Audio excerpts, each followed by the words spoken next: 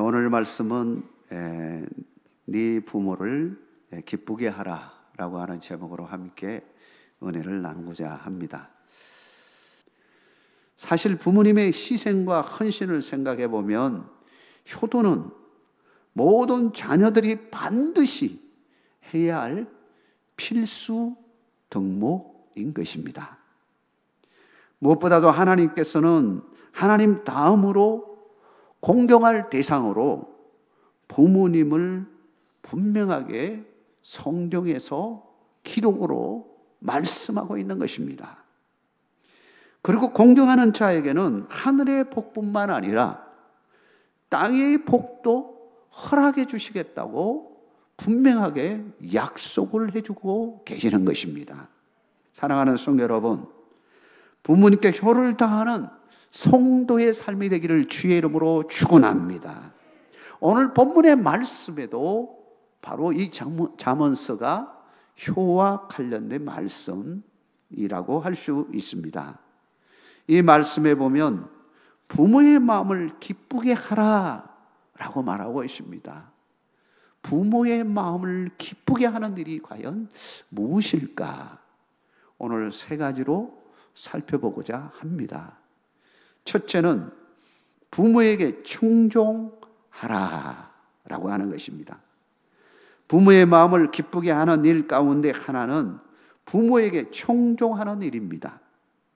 여기서 이 청자라고 하는 것은 들을 청을 말합니다. 듣는다라고 하는 거죠. 종자는 그 들은 것을 쫓아간다, 따른다, 지킨다, 그런 의미가 되는 것입니다. 다시 말하면 여기에는 청종에는 두 가지 핵심 사항이 있는 겁니다. 첫 번째는 잘 듣는 겁니다. 두 번째는 잘 들은 것을 실행하는 것을 말하는 거죠. 사실 청종이라고 하는 단어를 검색을 해보면 신명기에 14번이 나오는데 그 어떤 다른 책보다도 가장 많이 나오게 되어 있습니다. 왜 여기에 많이 나올까 생각해 보면 하나님께서 이스라엘 백성들에게 말씀을 주십니다. 말씀을 잘 듣고 그 말씀을 청종해서 따르라 할 때 이 청종이라는 단어를 쓰고 있는 거죠. 사실 순종이라는 이 말보다 청종이라는 말을 훨씬 많이 사용하고 있습니다.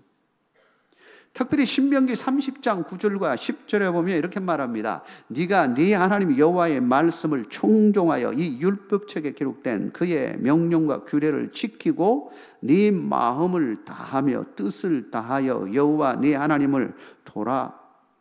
하나님께 돌아오면 네 하나님 여호와께서 네 손으로 하는 모든 일과 네 몸의 소생과 네 가축의 새끼와 네 토지 소산을 많게 하시고 네게 복을 주시되 그 여호와께서 네 조상들을 기뻐하신 것과 같이 너를 다시 기뻐하사 네게 복을 주시리라.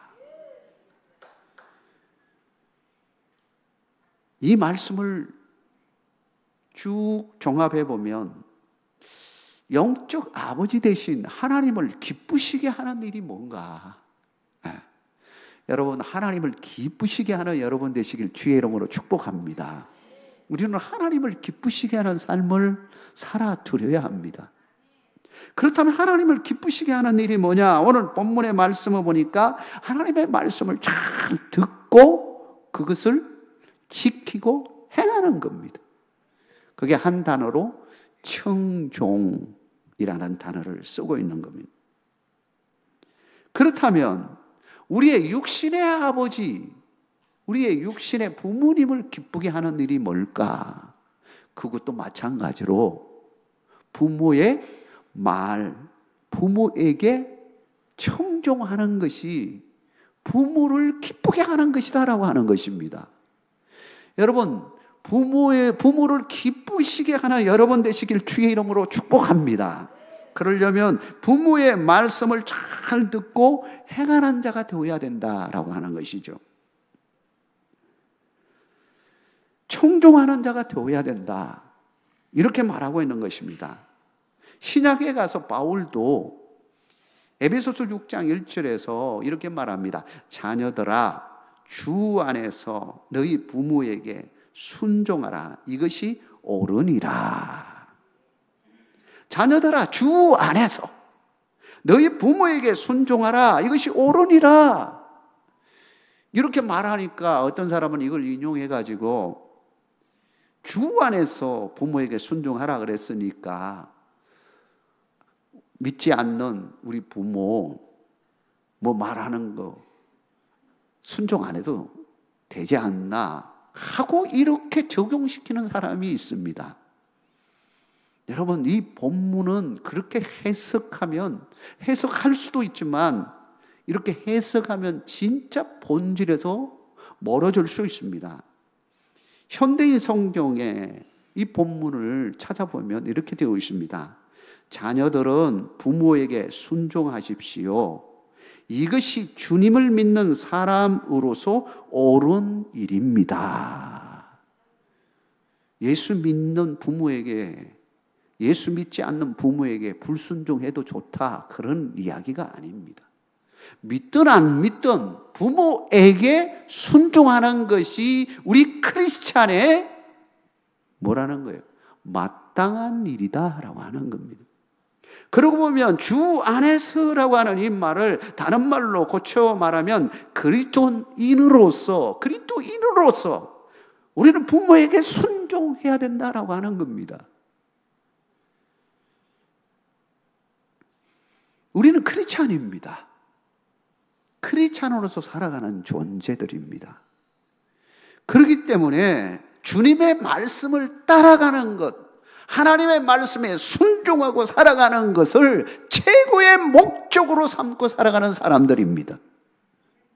그렇다면 주님의 말씀을 따라 실천할 수 있어야 되는 것입니다. 자녀들아, 주 안에서 너희 부모에게 순종하라. 이것이 옳으니라. 자녀들은 부모에게 순종하십시오. 이것이 주님을 믿는 사람으로서 옳은 일입니다. 마땅한 일입니다. 라고 하는 이 말씀의 의미를 우리는 다시 한번 새겨야 하는 것입니다. 어느 정도로 어떤 권위를 인정하면서 순종해야 되느냐. 하나님께 우리가 순종하듯이 하나님을 정말 하나님으로 믿고 하나님께 정말 순종하듯이 우리도 우리 부모를 그렇게 그 권위를 인정하고 순종할 수 있어야 된다라고 하는 것입니다. 이것이 마땅한 그리스도인의 옳은 일의 삶이다라고 하는 것입니다. 부모를 인격적으로 인정해 주는 건 너무나 중요합니다. 권위를 인정해 주는 것 참으로 중요합니다.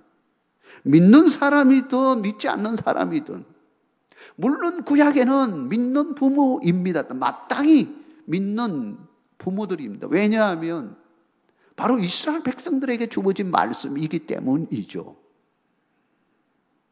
그분들의 그 신앙의 겉면은 참으로 아버지의 마음을 가지고 하늘 아버지의 마음을 가지고 말하고 권면하는 겁니다. 그러니까 신앙적으로 우리 자녀들에게 교훈하고 책망하고 하는 일을 하기 때문에 그 말씀에 순종하면 당연히 하나님 말씀대로 살아갈 것이고 하나님의 복을 누리게 되어지는 것이죠. 그러나 믿지 않는 부모라 할지라도 우리가 이 시대에 주 안에서 정말로 사랑하는 마음으로 부모님의 인격과 권위를 인정하면서 순종하는 자세를 가진다는 것, 그리스도인의 마땅한 자세이다라고 하는 겁니다. 이게 얼마나 중요한지 몰라요. 신앙에 있어서도 하나님 아버지의 그 존존 앞에서 우리가 순종하는 것처럼 우리도 부모의 말에 귀 기울이고 순종하는 삶을 살게 되어지면 하나님이 복을 주신다. 약속하고 있는 것입니다. 여러분, 이런 복이 여러분에게 함께 하기를 주의 이름으로 축원합니다. 두 번째로 부모를 경히 여기지 말라고 합니다. 부모의 마음을 상하게 하는 것 중에 하나가 뭐냐 하면 부모를 무시하는 태도입니다. 진짜 무시하면 기분 나쁜 일이죠. 그런데 다른 사람도 아니고 자기가 낳아 기른 자녀로부터 무시를 당한다? 그거는 천청병력이 무너지는 것처럼 진짜 가슴 아픈 일이죠. 본문 22절에 보면 하반절에 늙은 어미를 경히 여기지 말라 말하고 있습니다. 여기서 경히 여기다라고 부조라고 하는 이 단어를 보니까 멸시하다, 무례하게 대하다, 그런 의미. 즉 젊고 능력이 있고 경제적인 능력을 가지셨던 부모 앞에서는 막 높여주는데 부모가 이제 나이가 들어서 경제적도 없고 여러 가지로 육신적으로도 힘들고 그런 상황이 되어주면 경솔이 대한다는 거예요. 때로는 귀찮아 여기기도 하고요. 무시하는 태도도 보이고요. 이것은 그리스도인으로서 해서는 안 될 모습이다라고 하는 것입니다. 잠언서 19장 26절에 보면 아비를 구박하고 어미를 쫓아내는 자는 부끄러움을 끼치며 능욕을 부르는 자식이니라 라고 말하고 있습니다. 잠언서 20장 20절에는 자기의 아비나 어미를 저주하는 자는 그의 등불이 흑암 중에 끄짐을 당하리라 말하고 있습니다. 하나님의 백성이라면 부모가 늙고 병들수록 더욱 부모를 따뜻하게 대하고 존경하고 섬기는 자세가 되어야 될 것을 분명하게 말하고 있습니다. 왜 그렇습니까? 부모는 자녀들을 위해서 일생 평생에 헌신된 삶을 살았습니다. 무엇보다도 우리에게 생명을 주신 분이에요. 여러분, 이 자리에 앉아 있는 것은요, 전적으로 하나님의 은혜이지만 부모님이 생명을 주셨기 때문에, 태어나게 하셨기 때문에 여기에 있는 줄 믿으시기 바랍니다. 여러분이 하늘에서 그냥 뚝딱 떨어졌습니까? 땅에서 솟았습니까? 부모가 아니면 우리가 태어나지 못한 존재예요. 무엇보다도 부모는 우리에게 생명을 주신 분이에요. 그분에게 함부로 대하는 것은 하나님께서 분명하게 기억하시고 책망하신다는 것을 분명히 말씀하고 있다는 것을 기억해야 합니다.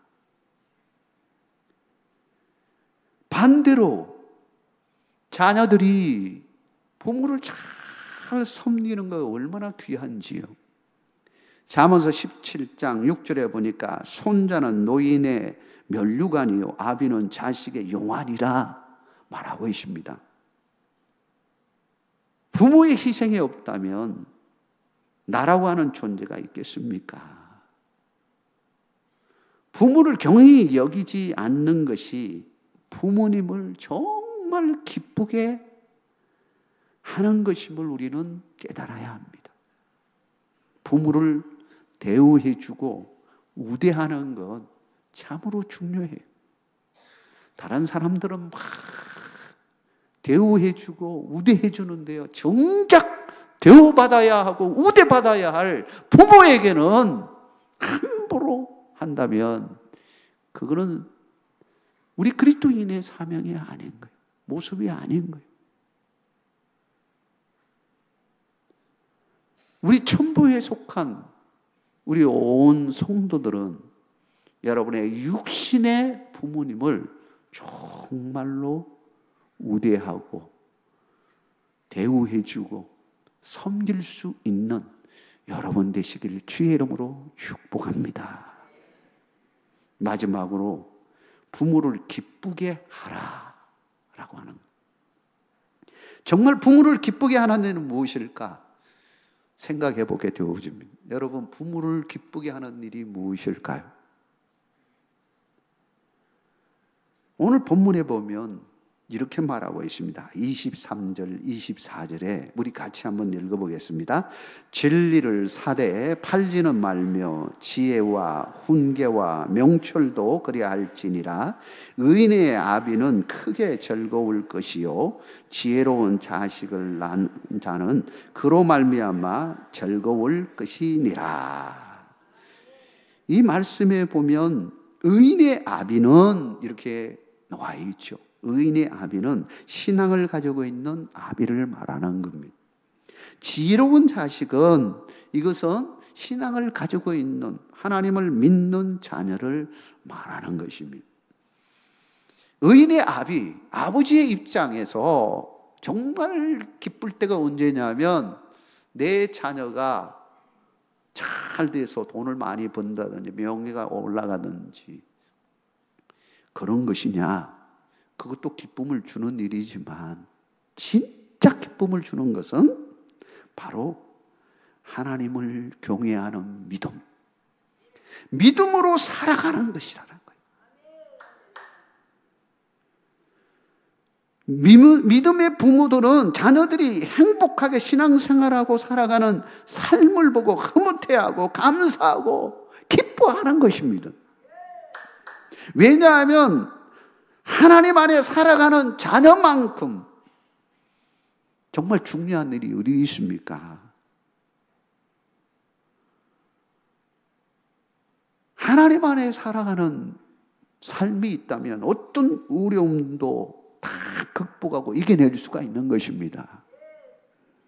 반대로 신앙을 떠난 자녀가 있다면 부모의 입장에서는 너무너무 가슴 아픈 일인 거예요. 부모의 짐이 되고 근심이 됩니다. 기도 제목이 돼요.